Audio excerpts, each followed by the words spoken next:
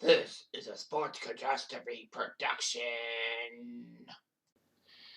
Hey there, Heather, ho there, it's Jeff Cutter Diamond. Welcome you to another Sports Catastrophe birthday boy. And the birthday boy for today on September the 20th. Well, I know he's dead. He's long dead. Well, he's been dead since 2006. But since I couldn't find an active person for a birthday boy or girl, I decided to go with one who was born on September 20th, but is deceased. But this is huge because he was a key executive for the Boston Celtics way back in the 50s and 60s in their glory days. At the time, he once had most wins by a head coach and most championships by a head coach, but it's been since surpassed. He was president of the Celtics from 1966 till his death in 2006. As GM and team president, he won an additional 7 titles. With the 9 titles the Celtics won as a coach. The Celtics have only won 1 title when Auerbach, well, I guess he didn't. Yes, I said right, Auerbach was not involved. Well, they won the 2008 championship. Anyway, he was a pioneer of modern basketball, the fast break as a potent weapon. He got many players to get inducted into the Basketball Hall of Fame. He actually drafted the first African-American NBA player, Chuck Cooper, in 1950. Introduced an all-black starting 5 in 1964. And Bill Russell became the first African-American head coach in any of the Big Four leagues in 1966. He was known for smoking a cigar when he thought a victory was assured. Anyway, he knew what he was doing and all that.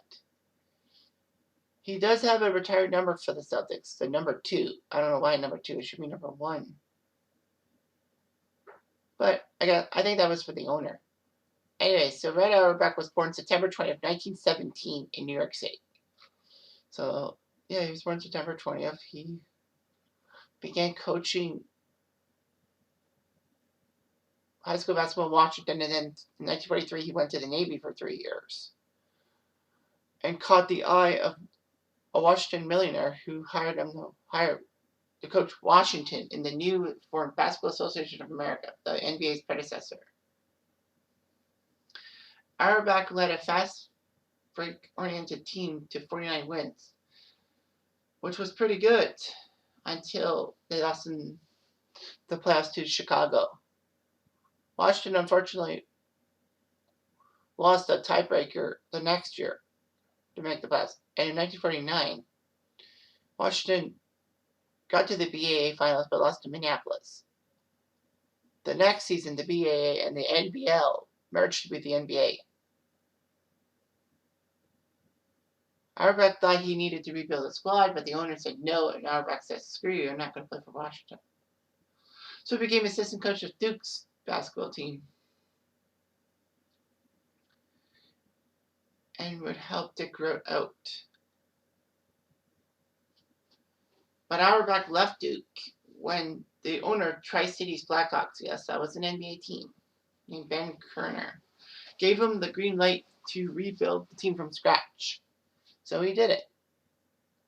Although the team went 1 game below 500 in 1950. Auerbach would resign when the owner of Tri-Cities traded his favorite player.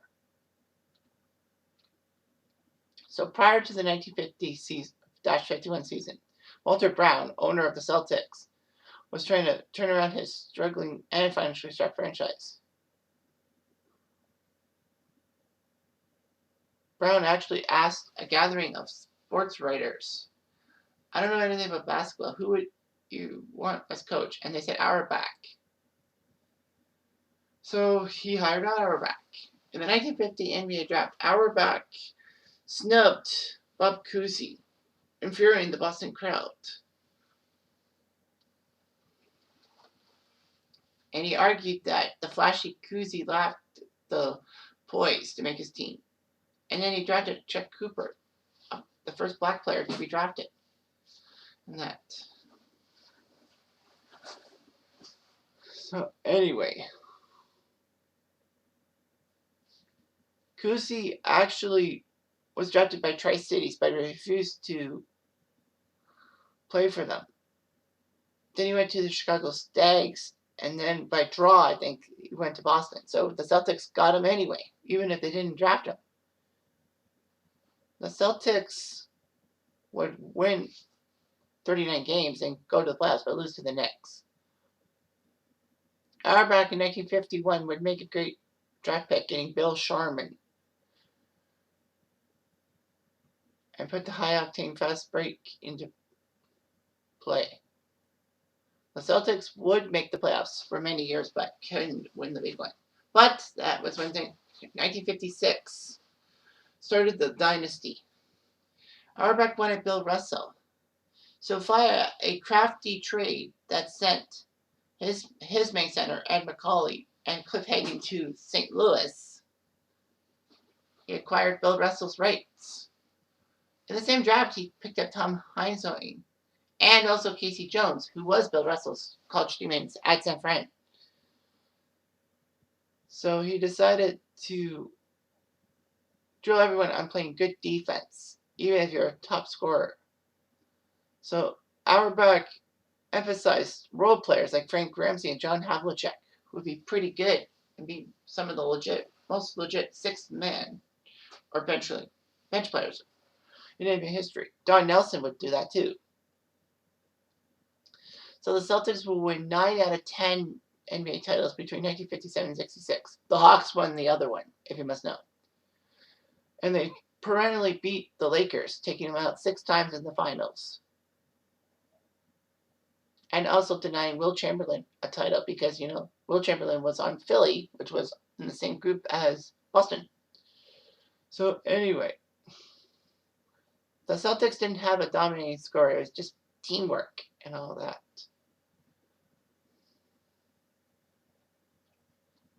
So he did it. He won 9 titles. He knew what to do and all that. He retired after the 1966 season, naming Bill Russell as player coach. Auerbach would be the GM and would get some shrewd draft picks, getting Dave Cowens and JoJo White, among others.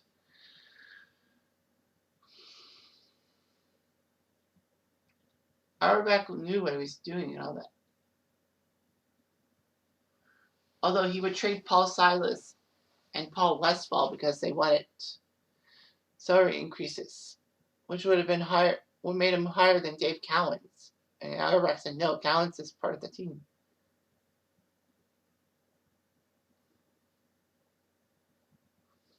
The funny thing is that Westphal would play for Phoenix in the 1976 finals against the Celtics, but the Celtics won.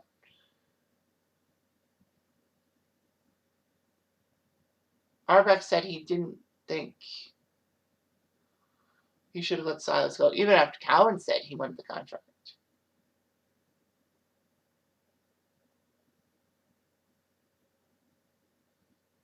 There was one time in 1978 that Auerbach actually was considering going to the Knicks to probably be the president of the Knicks, but a Boston cab driver pleaded him with to stay, saying that Bostonians loved him and all that.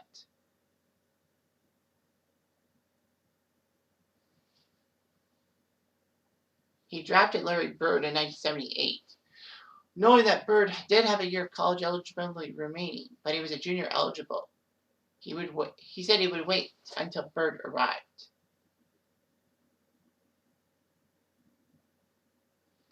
He knew his choices were paying Bird a record paying rookie salary or watch him re-enter the 79 draft. So Bird got a $650,000 a year job. And Auerbach knew Bird would be the cornerstone. And he also was the main guy to trade away the number 1 pick in the 1980 draft and the 1913 pick as well to the Golden State Warriors for the number 3 pick and Robert Parrish, who played a few years for Golden State. Auerbach picked Kevin McHale with the number 3 pick. And him, Parrish, and Bird became one of the most amazing front courts in NBA history. Golden State took Joe Barry Carroll, or as some people in Oakland would say, Joe barely cares. Auerbach would give up his GM duties in 1984, but he would still be president and vice chairman of the Celtics. He shockingly traded Gerald Henderson to Seattle.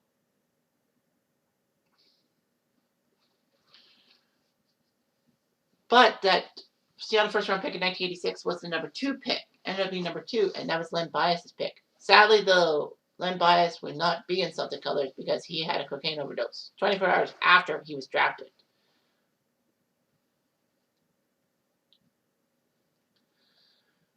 So, anyway.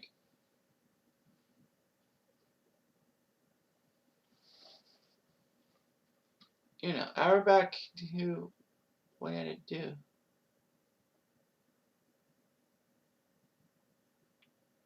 So, anyway.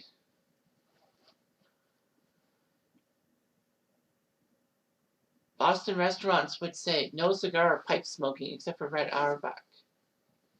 They liked Chinese food and all that.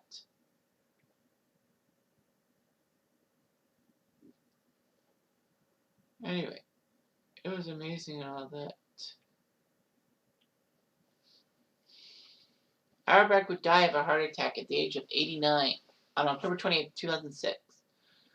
And lots of Celtic players gave him a standing ovation and all that.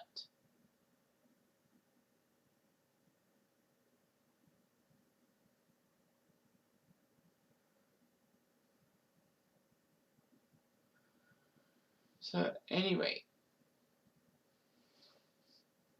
yeah, it was amazing and all that.